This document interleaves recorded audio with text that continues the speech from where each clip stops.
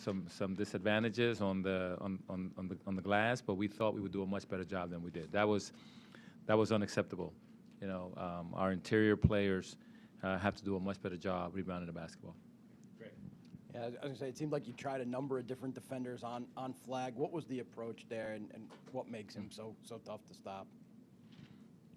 Yeah, the goal was just to make it hard for him. I mean, he's a good player. He's going to score. I mean, I'm not sure that there's a player in college basketball that can tell him that he's not going to put the ball in the basket. We just wanted to make it as difficult as we could.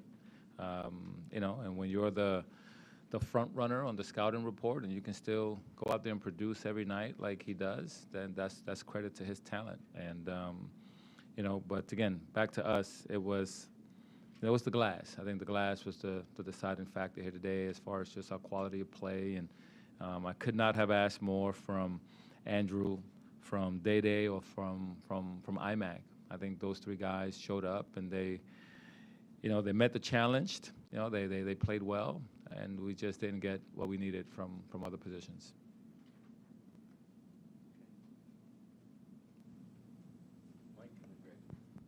Ron, you guys have been playing much better basketball here in the last 4 or 5 outings. How do you make sure that a night like this, a matchup like this, doesn't become more than just one night? Yeah, I think messaging is important. Man, the power of the tongue is what you need in this space, and I got to make sure that I deliver the right message to the guys, which is, we are playing good basketball. We did not play our best basketball tonight. That does not take away from the good basketball that we are playing. We have to understand that. We have to recognize the things that we did well, celebrate those, identify the things that we did poorly, attack those immediately, so we can prepare for the next opponent coming up, and then move forward. Our journey was not about beating Duke. Our journey is about being the best team that we can be. Duke was just the next opponent on the schedule. So, this is one game, and we just have to move forward.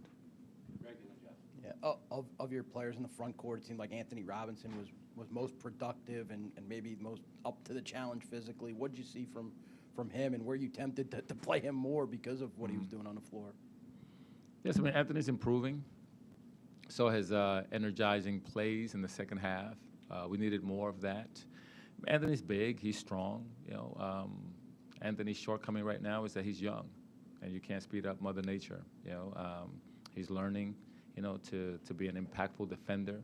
We had a couple of miscommunications when he was on the floor. That's at times the game is a little too fast for him, but he is improving. He's getting better, and it's a great opportunity for him today. And I know he wasn't fantastic, but he definitely helped the cause. You are entering a particularly challenging stretch of the ACC schedule. What things can you take from a game like this that help you going forward? Well, man, our schedule has been challenging all around, Jeff. I mean, our non-conference, what was it, 5 top 25 teams in the country, the number 1 team in the country, number 3 team in the country. We've been there. Our schedule has not been forgiving at all. This is just, another opportunity for us to kind of prepare for the storm that's coming, prepare well, plan well, get a little deeper, not wider, a mile deep and an inch wide, so that we can just do the things that we've been doing well better. And that's going to be our goal this week before the next opponent. Ron, Isaiah Evans is kind of a wild card for them, rarely more so than tonight. What were your shortcomings there trying to get out on the perimeter and close out? Well, a couple of his shots came out of secondary opportunities, some offensive rebounds. And when you're rebounding, it's hard to scramble out and find the shooters. Really good teams, call them the dagger threes, just a dagger when you give up an offensive rebound and you give up a three. But they ran some flare screens for him. We prepared well for that. We didn't communicate well enough. I mean, I know the building's loud, but we had to communicate better in those situations, call out those screens, make sure that we're in the right position. And if guys in trouble, we got to help one another. And we didn't do that well today. How much did you notice and feel the crowd and the atmosphere tonight? It was fantastic today. I mean, I walked out and I could feel the energy. I know that, Duke's a draw. They're a top 3 team in the country. You want to see that opponent. You know, they got one of the best players in college basketball on their team. This is what the ACC is about, and it's the beauty about having this arena, this venue, where you can kind of enjoy that atmosphere that it produces. Coach, you mentioned offensive rebounding. What would you diagnose as the issue? Was it matching physicality, boxing out, guards coming back? What did you think the issue was there tonight? I think it's a combination of both. Sometimes it just starts with pursuing. You got to pursue the ball. And I felt at times that the person who shot it was also the person who rebounded. I got to see it on the video. I felt like that happened a couple of times. And that's an individual isolated effort thing. You know, you got to be able to defend, and then you got to be able to pursue the ball. I know that sometimes when you're blocking out and wrestling it, but that's the job. That's the job, and that's how it has to be done. We didn't do a good enough job in that area today.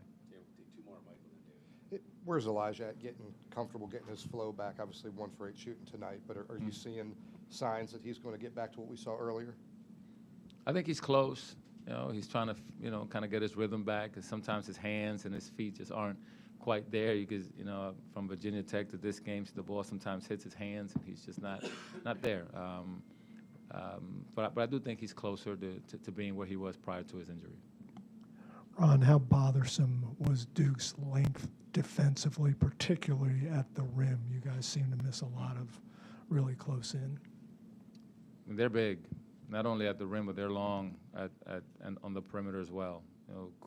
Flag is not he's not 6'5". Knipple is 6'6", 6'7". I mean, they got length at a lot of positions, and those guys also have, a lot of skill at the rim. I mean, he's just big. He's long. I mean, he tippy-toes and grabs the rim. So, we went in there and, he challenged us. We wanted to play off 2 feet and see if we could find some perimeter shooters off of our penetration. And, they kind of got some deflections there, and they challenged us, definitely. This is probably the most length that we've faced at the rim, all season long.